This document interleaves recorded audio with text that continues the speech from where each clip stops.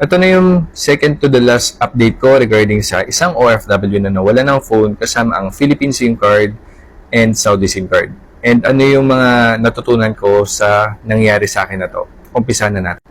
So after 2 months mula nung nag-file ako ng complaint sa NTC and dito customer service via email, so finally nag-reply na yun dito. So ina-allow na nila ako na mag-send ng authorized representative sa dito store. Tapos ang kailangan kong ipadala or ipakita is yung mga sumusunod na to. Ang maganda dito, kung napanood mo yung bandang 7, 8, or 9 yata yun, is nagpadala na ako ng authorized representative noon time, dun sa video na yun. Ang problema, hindi ina-allow yung hindi family member.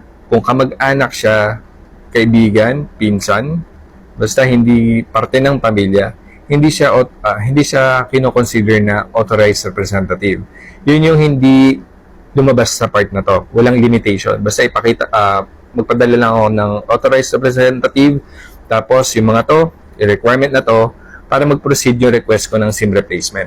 So para sa akin, goods na yung email na to. Bali, ang gagawin ko na lang, papapuntahin ko ulit yung authorized representative ko, ipapaprint ko sa kanya yung email ng dito sa akin, tapos ibibigay ko yung mga hinihingi na to para makapag-proceed yung SIM replacement ko.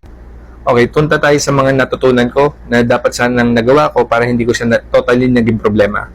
Una is dapat alam mo yung username and password ng app ng network mo.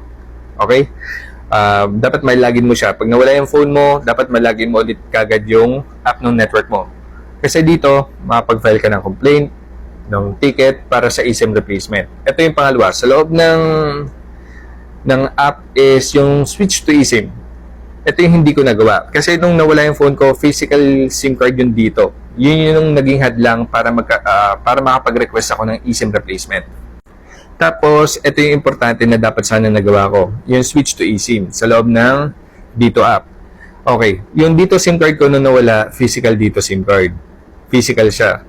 Bali, sana na-upgrade ko siya into eSIM. Kasi kung naalala nyo, kung nasabaybayan nyo yung mga TikTok videos ko bandang October, bali, Globe pa kasi yung SIM card ko nun. So, kumuha ko ng USC code sa Globe branch, tapos kinonvert ko siya to dito network. Ayan, tapos na-retain yung number. Nung nakuha ko na yung, dineliver na yung dito SIM card, so, inactivate ko na dito sa loob ng dito app. So, nawala na ng signal yung Globe SIM card ko, napunta na rito sa dito app. Tapos, ang problema kasi nung time na yun, nung pagkalipat ko dito, is hindi pa lumilitaw to. Yung switch to eSIM. Lumabas siya bandang January, ilang linggo bago nawala yung SIM card ko. Kaya hindi ko siya na-convert into eSIM. So, next time, in case na ma-recover ko man yung physical SIM card nandito, basta pag lumitaw yung switch to eSIM na to, i-upgrade ko kagad. Kasi once na, kunyari, kung naka-eSIM yung SIM card ko nun, nandun yung QR code sa email ko. Tapos, pwede ako mag-file ng ticket in case na mawala ulit yung phone ko kasama yung dito eSIM. Kasi yung dito sa nangyari, physical SIM card yung yung dito ko.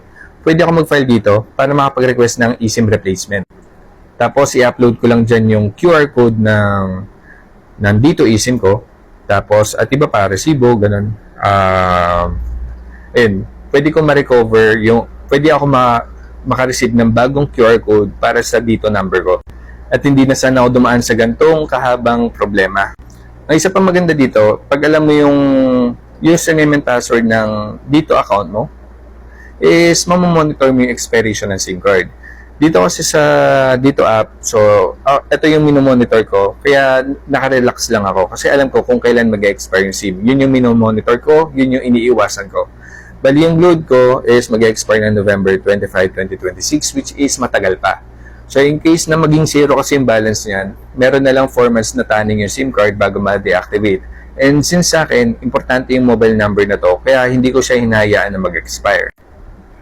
And dahil nung nawala nga yung SIM card ko, dun ko rin nalaman kung ano yung mga requirements ng bawat Philippine banks.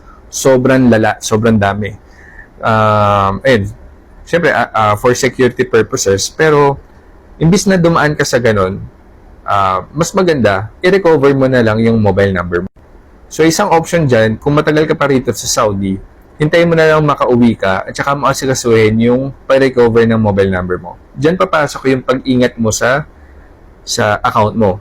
So, make sure matagal pa yung expiration. Huwag mo hayaan mag-expire yung SIM mo para pag uwi mo ng Pinas, punta ka lang ng dito branch, i-recover mo yung SIM card.